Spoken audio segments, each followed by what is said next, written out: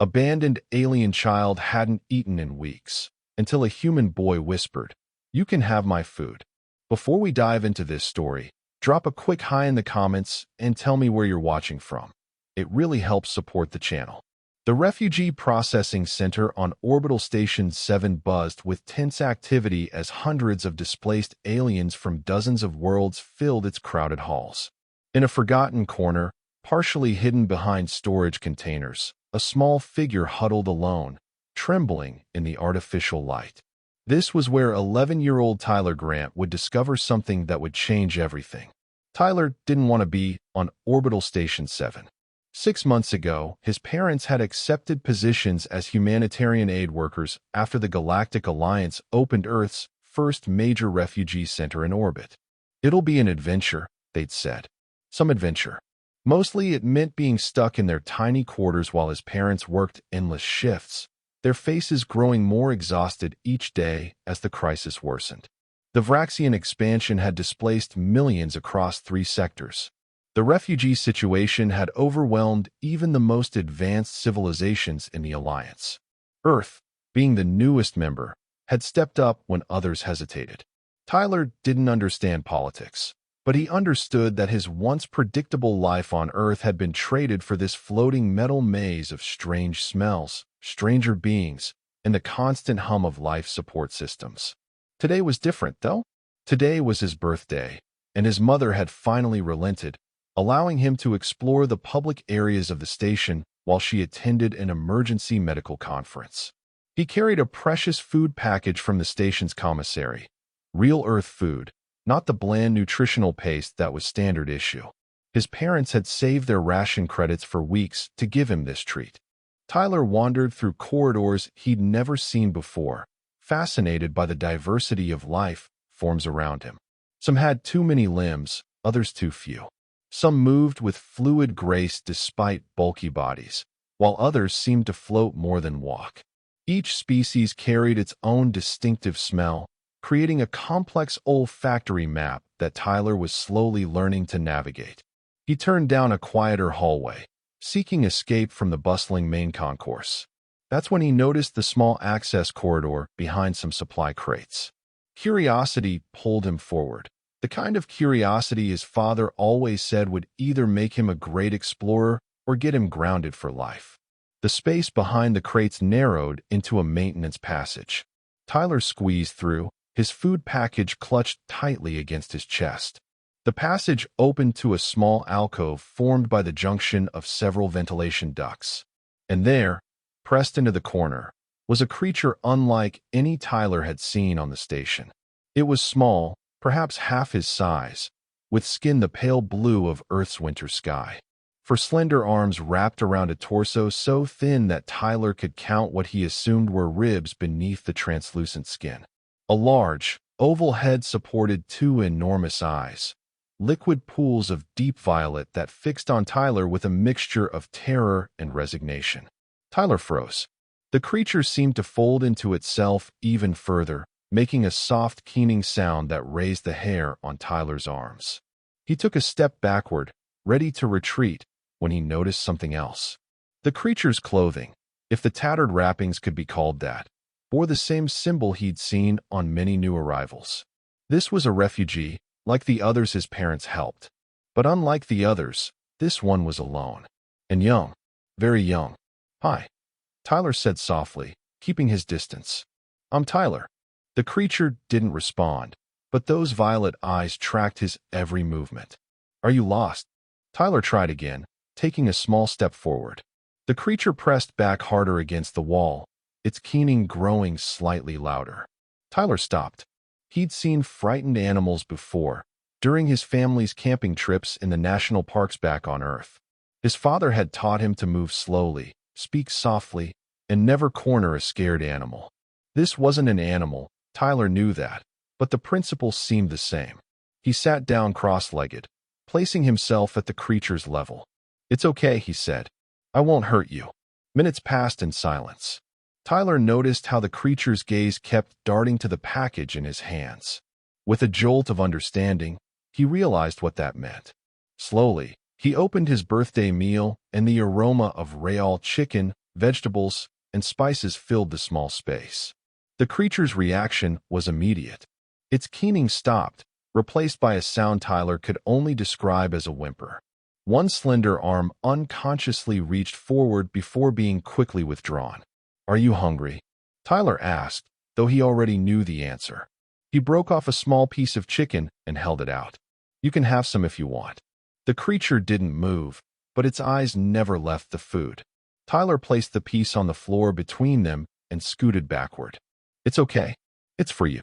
The creature remained motionless for so long that Tyler thought it might not understand. Then, in a blur of movement almost too fast to follow, one arm shot out, snatched the food, and retreated. The morsel disappeared into what Tyler now recognized as a small mouth nearly hidden in the folds of the creature's face. The reaction was immediate. The creature's color shifted slightly, a wave of deeper blue passing across its skin. Its posture loosened, just a fraction.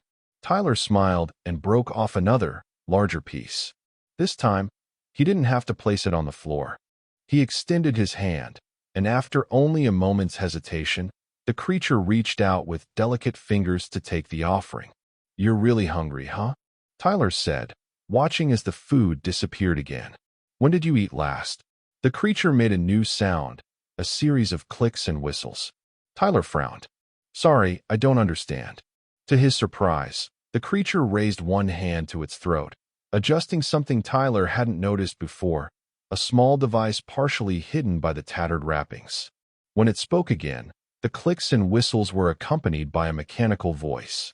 19 cycles, the translation device rendered in a flat, synthetic tone. No sustenance for 19 cycles. Tyler's eyes widened.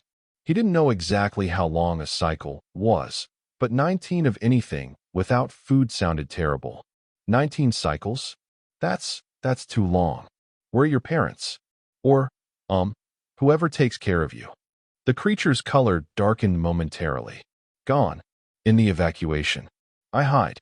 Not registered. Not allowed. Tyler frowned, trying to understand. You mean you're not supposed to be on the station? Kalani children not permitted in Alliance space. Treaty violation. Kalani adults only as laborers.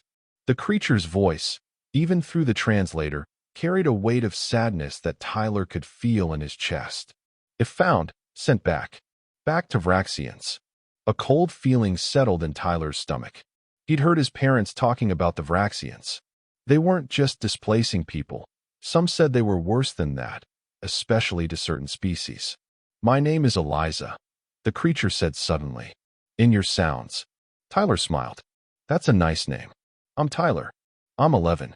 He held up his fingers to show the number, unsure if the translator would get it right. I have 7 cycles, Eliza responded, mimicking his gesture with her own slender digits, showing what looked like 7 fingers.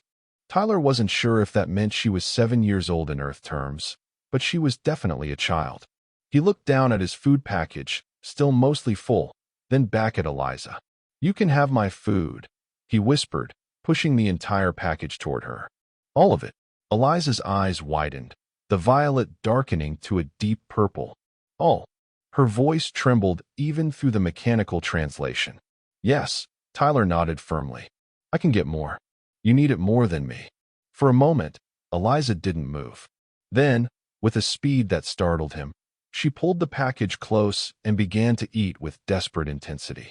Tyler watched, a mixture of satisfaction and sadness washing over him. No one should be this hungry, especially not a kid. As Eliza ate, Tyler thought about what to do next. He couldn't just leave her here, but he also couldn't simply take her to his parents or station security, not if what she said about being sent back was true. Eliza, he said once she had slowed down, how long have you been hiding here? She paused, bits of food clinging to what Tyler now realized was a small, whisker-like feature around her mouth. Since arrival. Many cycles. I follow food delivery units. Take small amounts. Not enough recently. More security. And no one knows you're here? No other, Kalani. Eliza's color darkened again. Last adult protector died 2 stations ago. Smuggled me in cargo. Said find others of our kind here. But none found. All gone or hiding too. Tyler felt a wave of determination wash over him. I'll help you, he decided. My parents help refugees. That's their job. But we need to be careful about how we tell them. For the first time, Eliza moved toward him rather than away. Help? Why would human help Kalani child? Tyler shrugged. Because you're hungry and scared and alone. That's enough reason. Something changed in Eliza's posture. A loosening, a surrender of tension held too long. If captured, punishment for both. You understand this. I'm not going to let anyone capture you, Tyler said with all the confidence of a child who still believed the adults in his life could fix anything if only they understood the problem correctly. Trust me. Those words hung in the air between them, bridging differences in species, language, and experience. In that moment, something profound and simple happened. A connection formed that would eventually reach far beyond this hidden corner of a space station. Wait here, Tyler said, standing up. I'm going to bring you water and a blanket. I'll be back soon, I promise. Eliza watched him with those enormous violet eyes. I wait, she said simply. Tyler nodded and squeezed back through the access corridor, his mind racing. Getting supplies would be easy enough. His parents' quarters had plenty of extra blankets, and no one would notice a few missing water pouches. But how would he convince his parents to help Eliza without putting her at risk? He made his way back to his family's quarters, relieved to find them still empty. His mother's conference would last for hours, and his father was working a double shift in the processing center. Quickly, Tyler gathered supplies, a blanket, water pouches, a small medkit his mother always kept stocked, and more food rations. He stuffed everything into his school backpack. As he turned to leave, a notification flashed on the family's communication terminal. His mother's face appeared, looking even more tired than usual. Tyler, honey, I'm going to be later than I thought. The situation with the new arrivals is worse than we expected. There are reports of unregistered passengers and possible stowaways. Security is doing a full sweep of all areas. Stay in our quarters, okay? Don't go wandering. I'll be home as soon as I can. The message ended, and Tyler stood frozen in place. A security sweep. That meant they would be searching everywhere, including maintenance corridors and ventilation junctions, including where Eliza was hiding. Panic surged through him. He had to get back to her right away. With the backpack slung over his shoulder, Tyler rushed out into the corridor, nearly colliding with a security officer. Whoa there, young man, the officer said, steadying Tyler with a firm grip on his shoulder. Where are you off to in such a hurry? Tyler's mind raced. Just going to the observation deck. It's my birthday today. The officer's expression softened slightly. Happy birthday. But I'm afraid the observation deck is closed for the next few hours. Security protocol. Best head back to your quarters. Oh, Tyler said, trying to hide his dismay. Okay, thanks. He turned as if to go back to his quarters, but as soon as the officer continued down the hallway, Tyler darted down a different corridor. He knew another way to reach the maintenance passage, a longer route through the environmental control section where his father had taken him once to see the massive air recyclers. The station seemed different now, threatening rather than merely alien.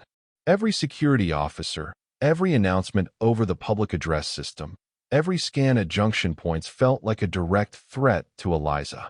Tyler ducked and wove through less traveled areas, using his small size to advantage.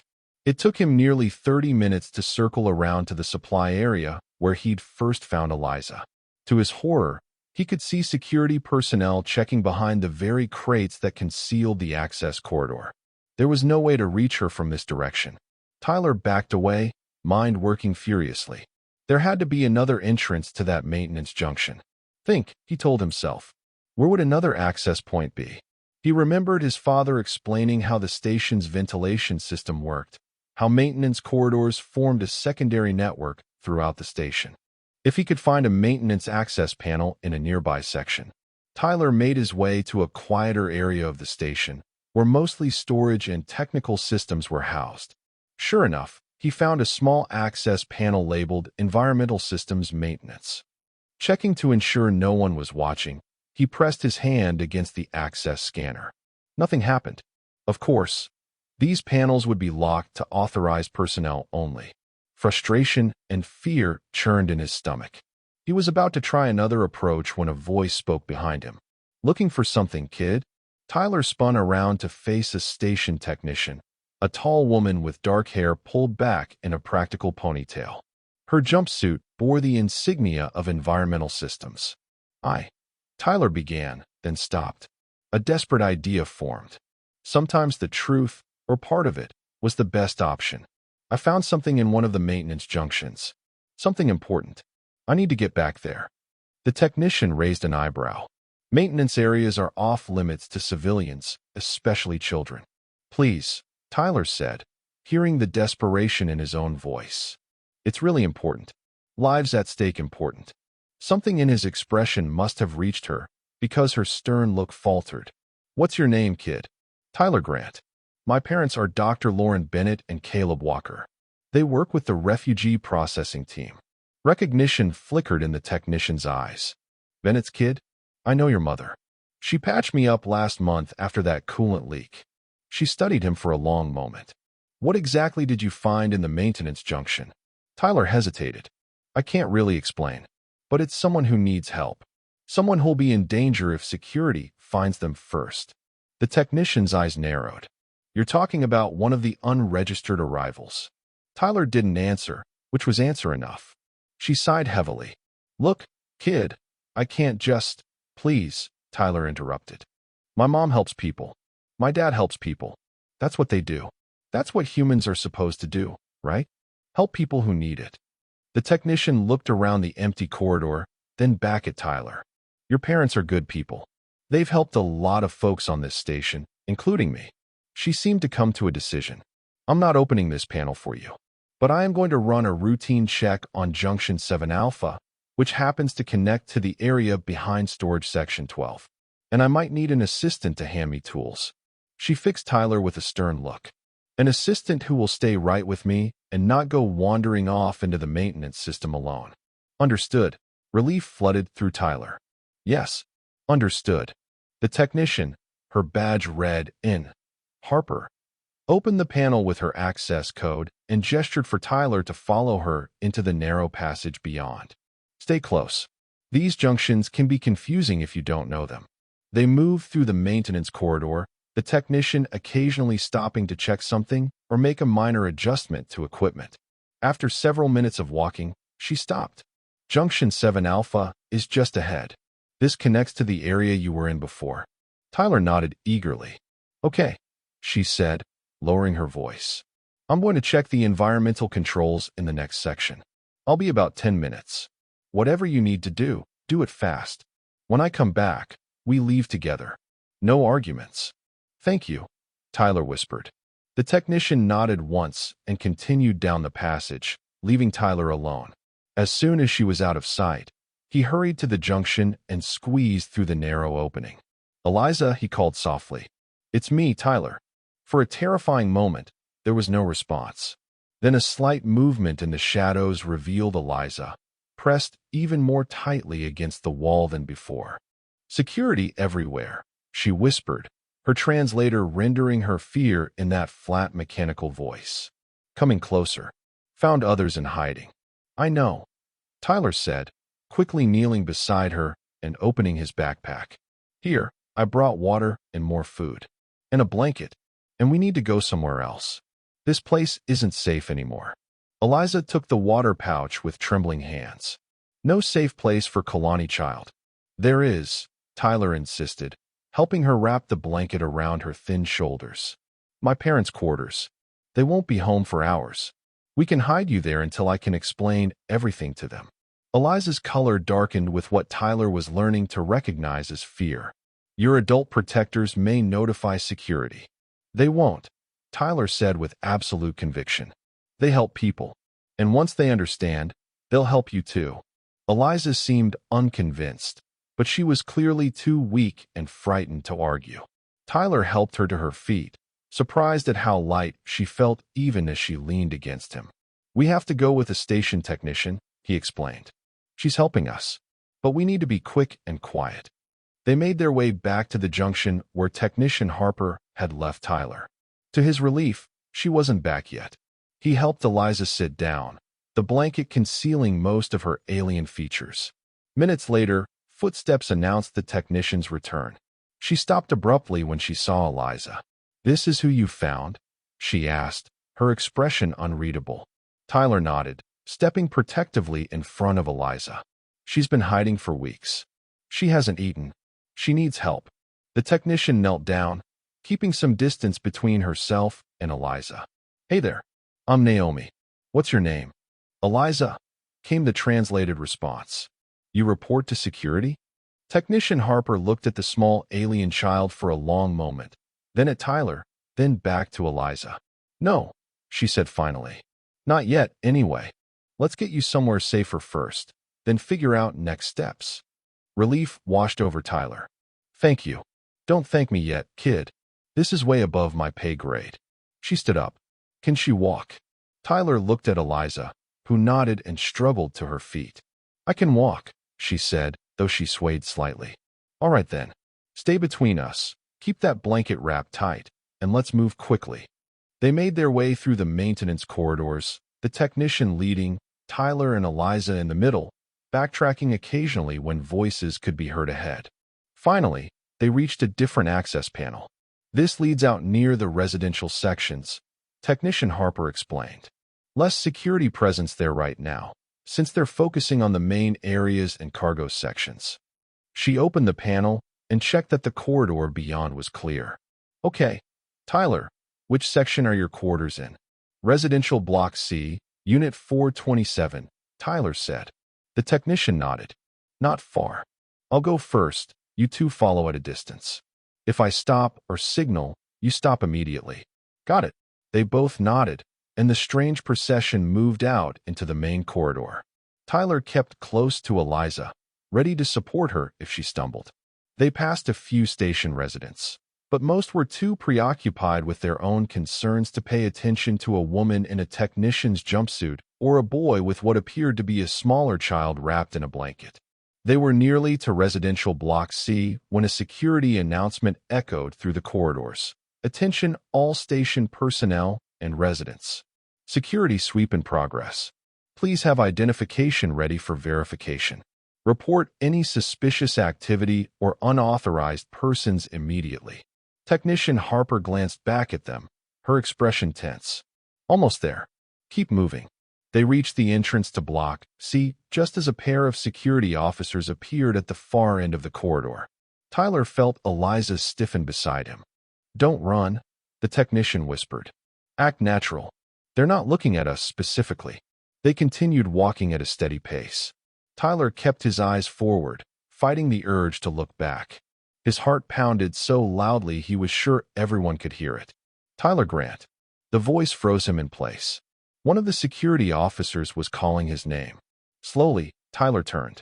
The officer was approaching, his partner hanging back, watching. "Yes," Tyler managed to say. "Your mother's looking for you. Dr. Bennett contacted security when you weren't in your quarters." Tyler's mind raced. "Oh, he's with me." Technician Harper cut in smoothly. "Environmental Systems Training Program for the station kids. Dr. Bennett approved it last week. We're just finishing up now, and I was escorting Tyler and another participant back to their quarters." The officer looked skeptical. "I'll need to see some identification." Technician Harper produced her station ID. "Naomi Harper, Environmental Systems. Look, we're running a bit behind schedule. How about I take these kids home and have Dr. Bennett contact you directly to confirm?" The officer examined her ID, then looked at Tyler and the blanket-wrapped figure beside him. Eliza had hunched down, making herself as small as possible, her face hidden in the folds of the blanket.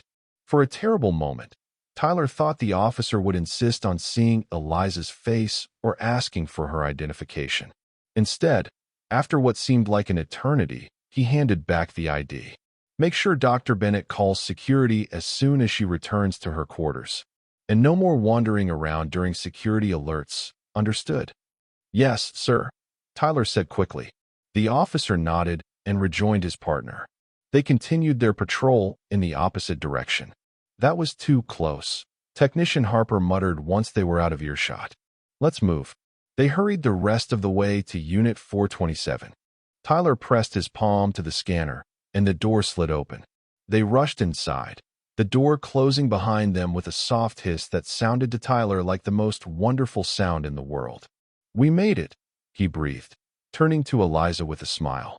But Eliza wasn't looking at him. She was staring past him, her color shifting rapidly to a deep, alarmed blue. Tyler turned to follow her gaze. His mother stood in the center of the living area, her face a mask of shock as she stared at the small alien child in her quarters. "Tyler," she said slowly, "what have you done?" In the silence that followed, Tyler realized that his simple act of kindness, whispering, "You can have my food," had set in motion events far beyond what he could have imagined. Standing in that room, between his mother and the alien child he'd promised to protect, Tyler Grant knew that nothing would ever be the same again. "Mom, I can explain," Tyler said quickly, stepping between his mother and Eliza. She was hiding. "She hasn't eaten in 19 cycles. She needs help." Dr. Lauren Bennett had seen many things during her years as a humanitarian medical officer. She'd treated species from across the galaxy, each with their own unique physiologies and needs.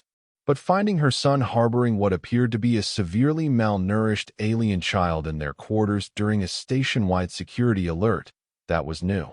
"Naomi." Lauren turned to the technician, who was shifting uncomfortably near the door. "What's going on here?" "Your son is very persuasive, Doctor," Technician Harper replied. "Found the kid in a maintenance junction, half-starved. Security sweeping for unregistered arrivals. He was trying to help." Lauren's medical training took over. She approached slowly, kneeling to Eliza's level. "Hello there. I'm Dr. Bennett, Tyler's mother."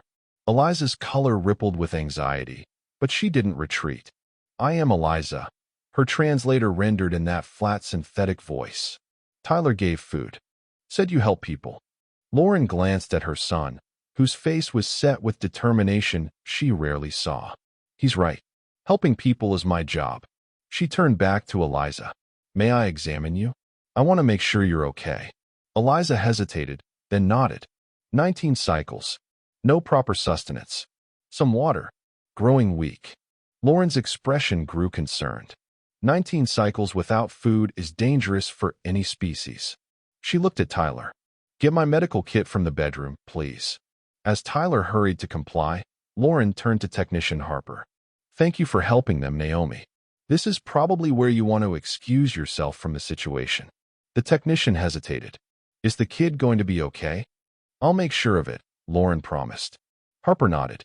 "Good luck, Dr. Bennett. You're going to need it." She slipped out the door, leaving the family alone with their unexpected guest. Tyler returned with the medical kit. Lauren opened it and removed a small scanner, passing it slowly over Eliza's thin frame. The device beeped and displayed information that made her frown deeply. "Severe malnutrition, dehydration, early organ stress," she murmured. "We need to get nutrients into you right away, but carefully. Too much too quickly could be dangerous." "Will she be okay?"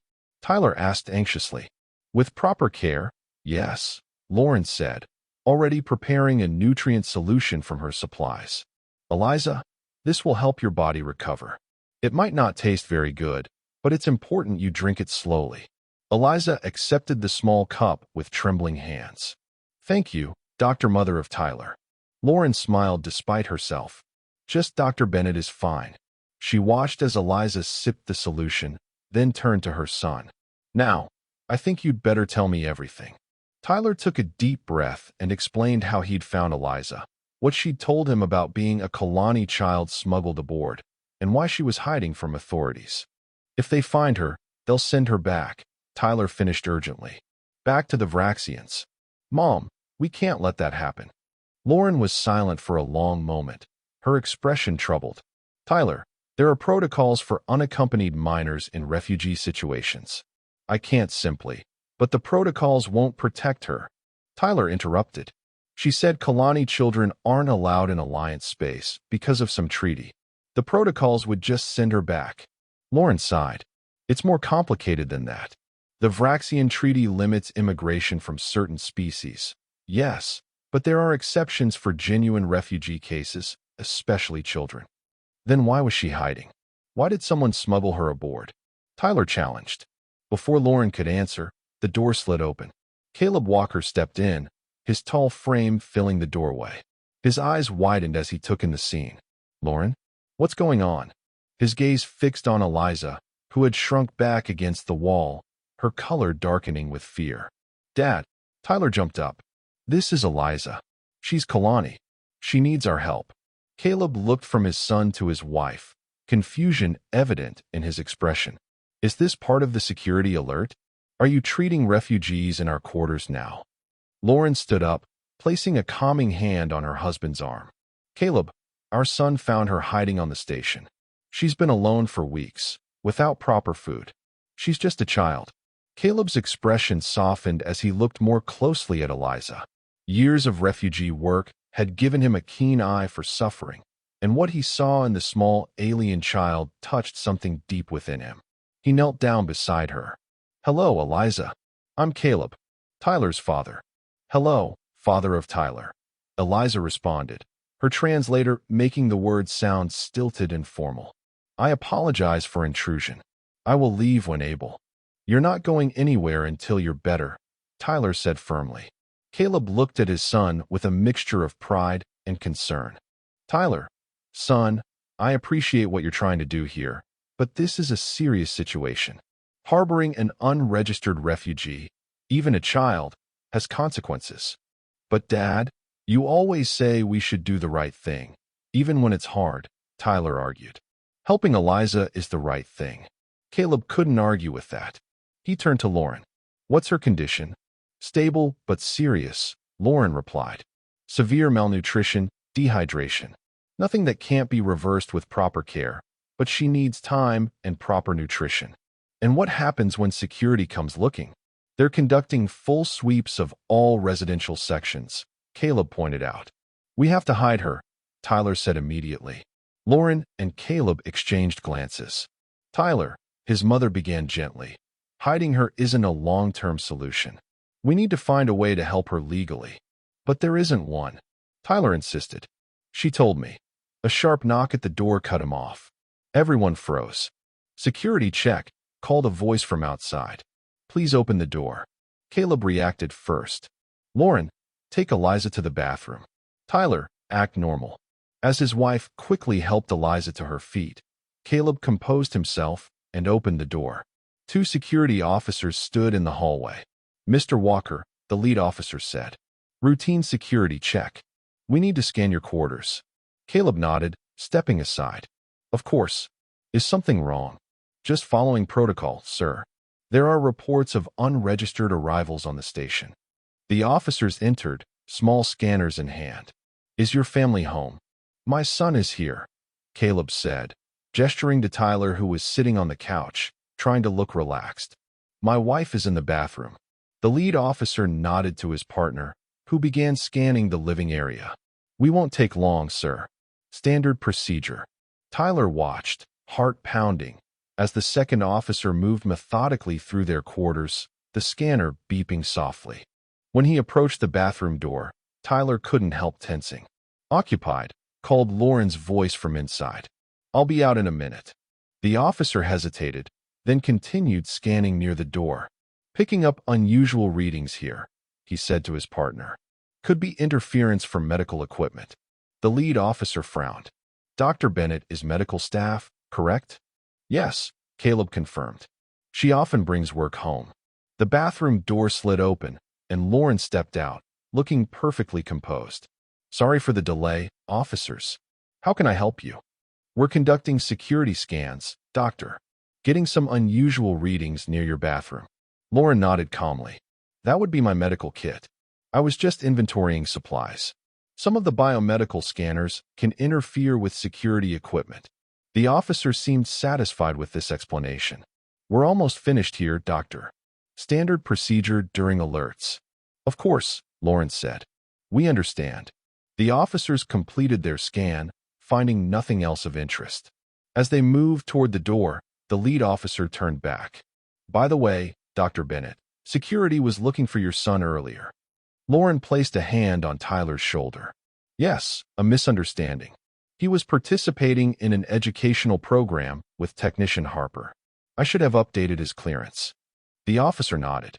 Please make sure your family stays in designated areas during security alerts. Have a good day. As soon as the door closed behind them, everyone let out a collective breath. They're gone, came Eliza's small voice from the bathroom. Yes, they're gone, Tyler called back. You can come out now. Eliza emerged slowly, her color still dark with fear. Security does not find me. You did not tell them. What? Caleb and Lauren exchanged another look, a silent communication born of years together. Finally, Caleb sighed and knelt in front of Eliza. Because Tyler was right, he said simply. Helping you is the right thing to do. Lauren nodded. But we need to find a proper solution. We can't keep hiding you forever. No solution for Kalani child, Eliza said, her translator unable to convey the resignation behind the words. Treaty clear. Return to designated zone only option. There has to be another way, Tyler insisted. What about asylum? Dad, you process asylum claims all the time. Caleb ran a hand through his hair. Asylum cases are complex, Tyler. They require documentation, witnesses, evidence of persecution. But we have that. Tyler pointed at Eliza. Look at her. She's starving, alone, hiding. Isn't that evidence? It's not that simple, son, Caleb began, but Lauren interrupted. Actually, it might be, she said thoughtfully. The medical exemption protocol. Caleb's eyes widened in understanding. Lauren, that's never been used for something like this. What's the medical exemption protocol? Tyler asked. It's an emergency measure, Lauren explained. In cases where a refugee's life is in immediate danger, medical staff can issue an exemption that temporarily overrides immigration protocols until a proper hearing can be arranged. And your medical staff, Tyler said excitedly. You can help her. It's meant for emergency medical evacuations, not for, Caleb started. This is an emergency, Lauren cut in firmly. She's a child suffering from severe malnutrition. By any medical standard, returning her to a potentially hostile environment constitutes a clear danger to her life. Caleb looked at his wife, then at the small alien child, then at his son's hopeful face. It would be stretching the protocol to its breaking point, he said slowly. But it might work. Temporarily, at least. It would buy us time, Lauren agreed. Time to find a more permanent solution. Eliza had been following this exchange with growing confusion. You will help Kalani child? Risk punishment? Yes, Tyler said immediately, before either of his parents could respond. That's what humans do. To their surprise, Eliza's color shifted to a shade they hadn't seen before, a soft lavender that seemed to glow slightly. Humans are strange, her translator rendered. On Homeworld, stories say humans are dangerous. Unpredictable. These stories wrong. Not entirely, Caleb said with a small smile. We can be unpredictable, but that's not always a bad thing.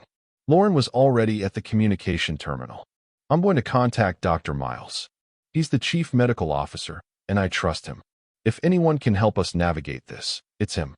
While Lauren made the call, Caleb prepared a proper meal for Eliza based on Lauren's instructions for safe refeeding.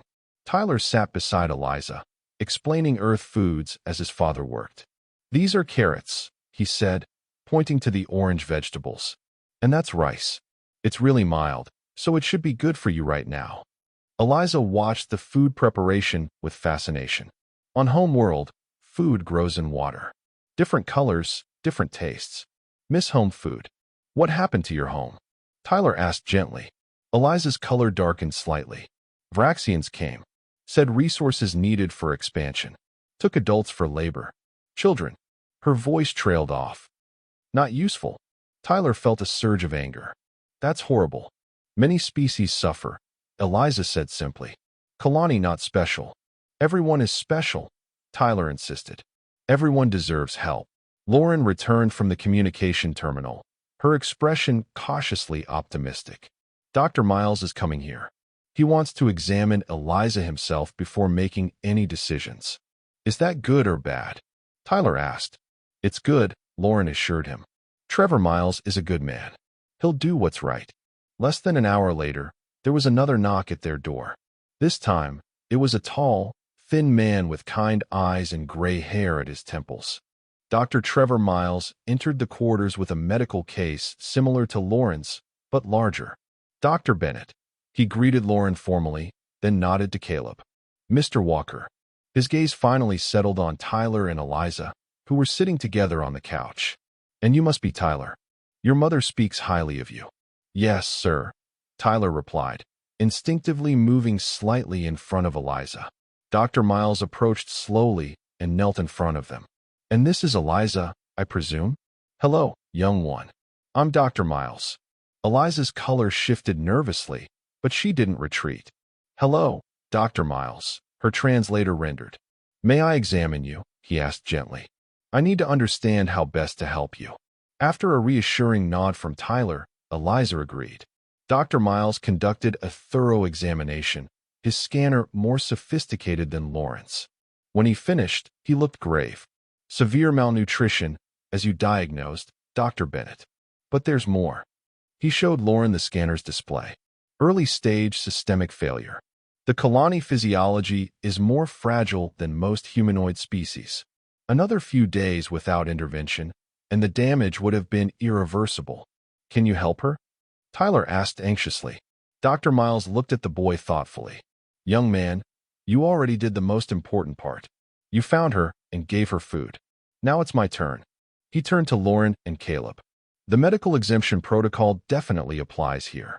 I'll process the paperwork immediately. Relief washed over Tyler's face. So she can stay? She won't be sent back.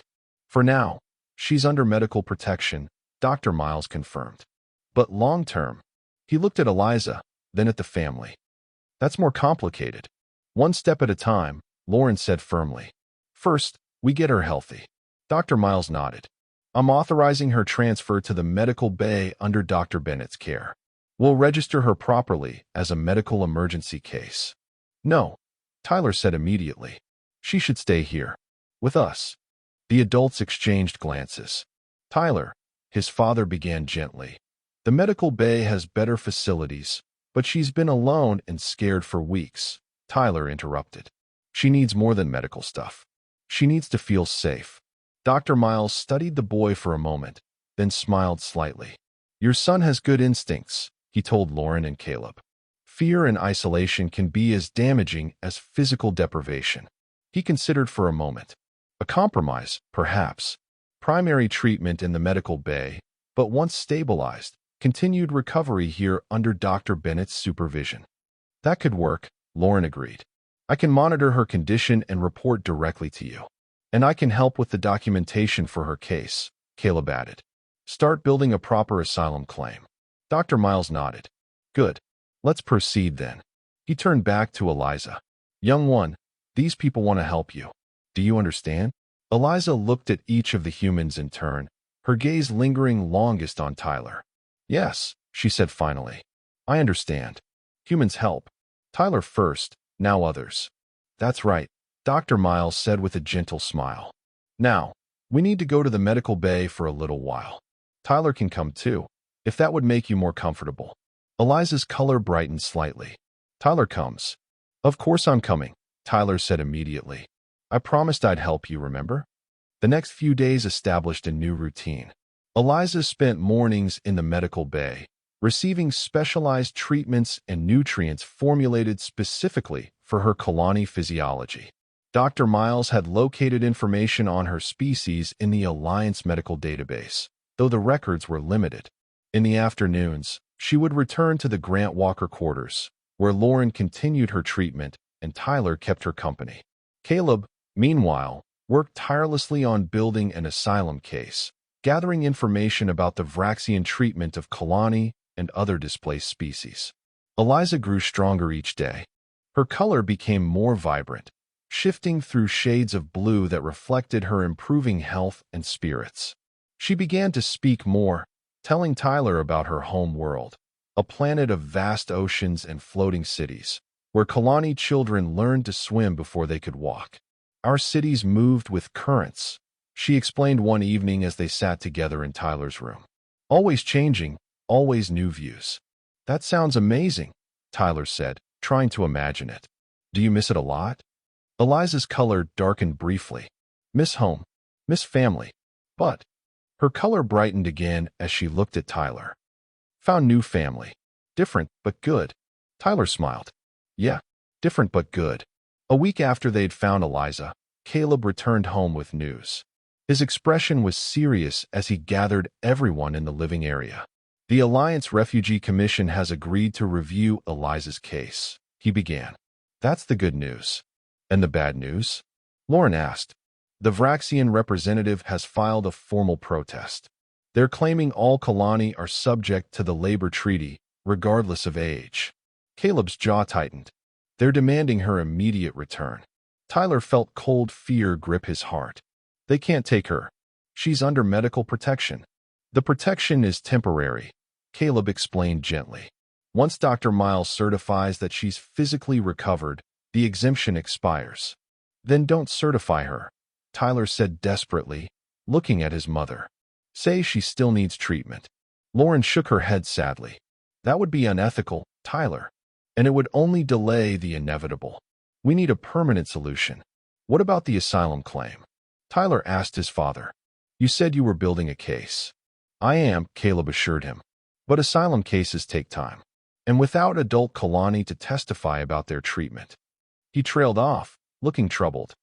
I can testify, Eliza offered, her translator making the words sound braver than her darkening color suggested. Tell what happened. What Vraxians did. That would help, Caleb acknowledged. But the commission rarely accepts testimony from minors without adult corroboration. A heavy silence fell over the room. Tyler felt helpless anger building inside him. It wasn't fair. Eliza had survived so much, fought so hard, only to be sent back because of politics and treaties. There has to be something we can do, he said finally. Some way to help her. Lauren and Caleb exchanged a look that Tyler couldn't quite interpret. There might be, Lauren said slowly. But it's not a simple solution.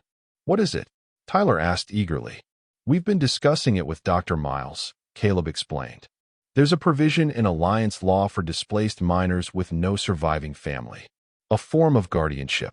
Tyler's eyes widened as he understood. You mean, we could be her guardians? Like adopt her? Not exactly adoption, Lauren clarified. More like fostering. Legal responsibility for her care and well-being until she reaches maturity. It's never been applied to a case like this, Caleb added. Cross-species guardianship is rare, and usually between more similar species. Human and Kalani. He shook his head. It would be unprecedented. But possible? Tyler pressed. Technically, yes, Caleb admitted. But it would require approval from the Alliance Family Court, testimony from medical and cultural specialists, character references. We can do all that, Tyler interrupted. We have to try. Lauren looked at Eliza, who had been listening to this exchange with growing wonder. Eliza, how would you feel about that? About staying with us, becoming part of our family. Eliza's color shifted rapidly through several shades before settling on that glowing lavender they now recognized as happiness. Stay with Tyler family?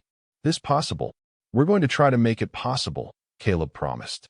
But it won't be easy. Nothing important ever is, Tyler said, repeating one of his father's favorite sayings. The days that followed were a flurry of activity. Caleb submitted the guardianship petition, while Lauren worked with Dr. Miles to document Eliza's medical needs and the specific care requirements for a Kalani child living with humans. Tyler spent hours recording Eliza's stories about her home and what had happened when the Vraxians came, creating a record that could be used to support both the asylum and guardianship claims. Word spread throughout the station.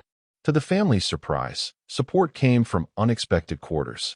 Technician Harper organized a petition signed by dozens of station personnel. Dr. Miles recruited specialists from across the Alliance to testify about Kalani physiology and culture. Even the station commander, initially hesitant, eventually offered a statement supporting the family's petition. The Vraxians, however, didn't relent. Their representative on the station, a stern figure named Doran Vex, personally visited the family's quarters, ostensibly to verify the child's condition. The treaty is clear, he told Caleb and Lauren while Tyler and Eliza listened from the next room. All Kalani are subject to the labor allocation program.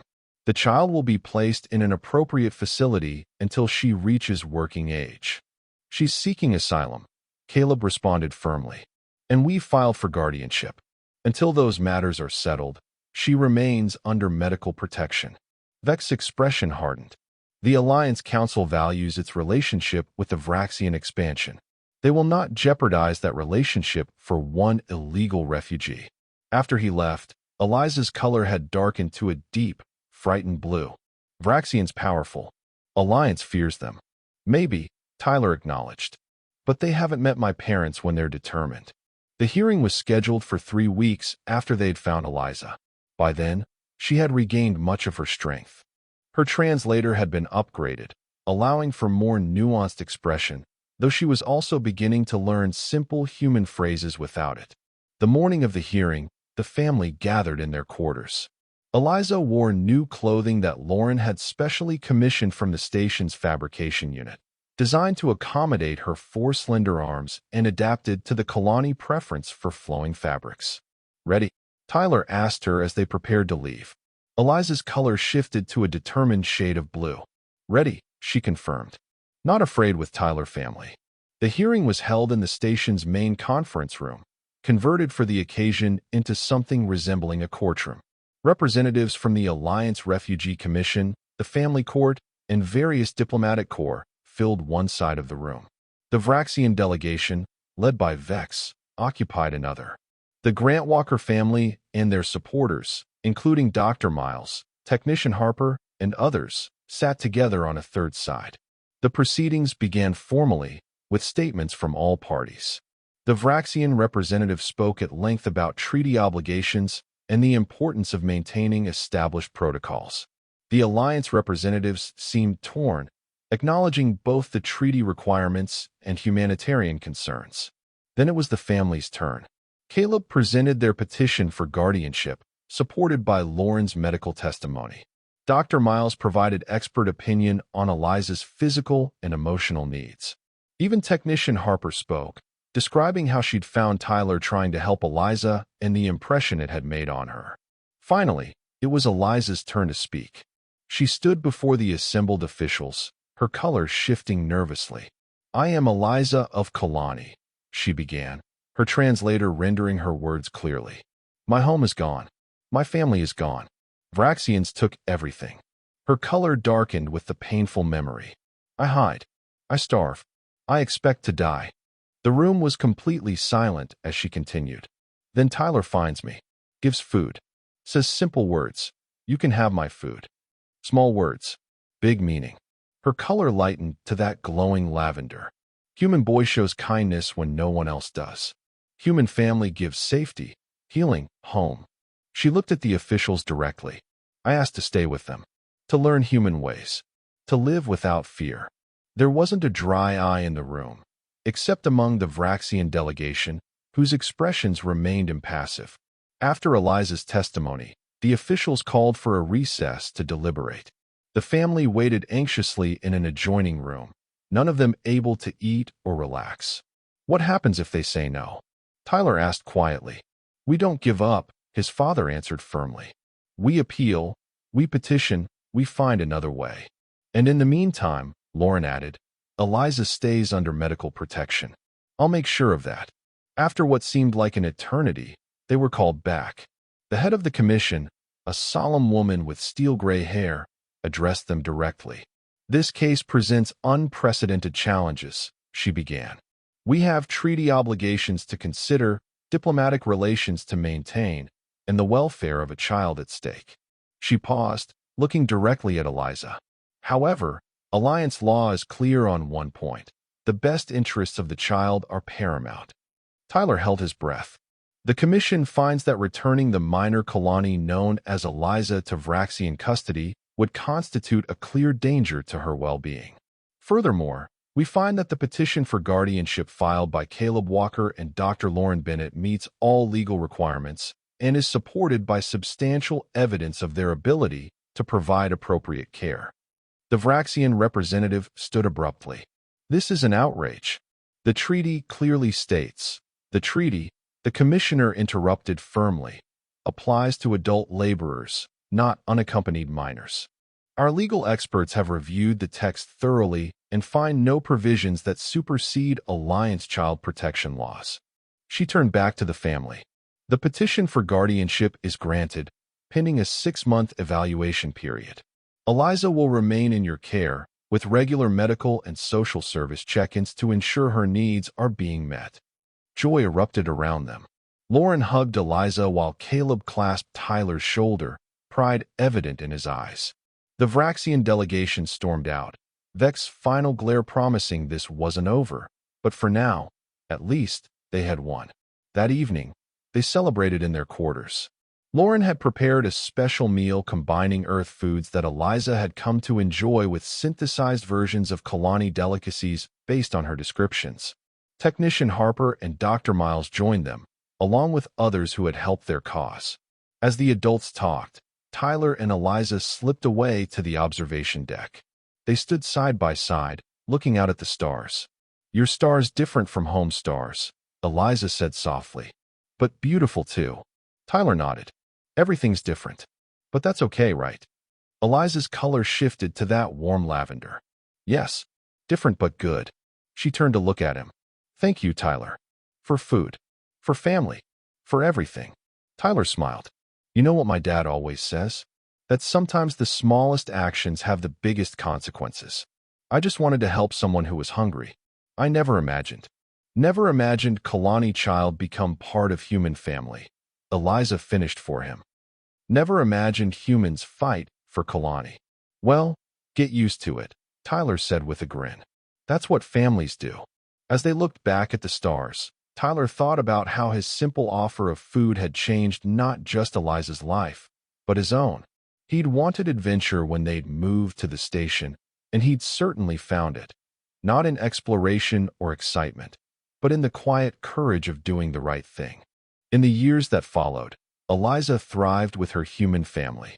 The Vraxians made occasional diplomatic protests, but as Eliza's case gained attention, other cases emerged, other children and families seeking protection. What had begun with one boy sharing his food grew into a movement that eventually led to the revision of the Vraxian Treaty itself. Tyler and Eliza remained inseparable friends, each teaching the other about their worlds and cultures. When Tyler's parents were eventually reassigned to Earth, Eliza went with them, becoming one of the first Kalani to live on humanity's home planet. There, she became something of a celebrity, living proof of the bond that could form between different species when compassion overcame fear in politics. Years later, when asked about how it all began, Eliza, by then fluent in several human languages without her translator, would simply say, "A human boy found me when I was lost and hungry. He whispered, 'You can have my food.' In that moment, I learned that sometimes the greatest acts of diplomacy aren't made by politicians or ambassadors, but by children who see only another child in need." And that was the end of the story. If you listened all the way to here, don't forget to leave feedback about what you thought of the story in the comments, whether positive or negative. Your feedback helps us improve. Also leave your like and subscribe to the channel for more stories like this one. And I'll leave here on the screen another video that I'm sure you'll like. Big hug, and see you in the next story.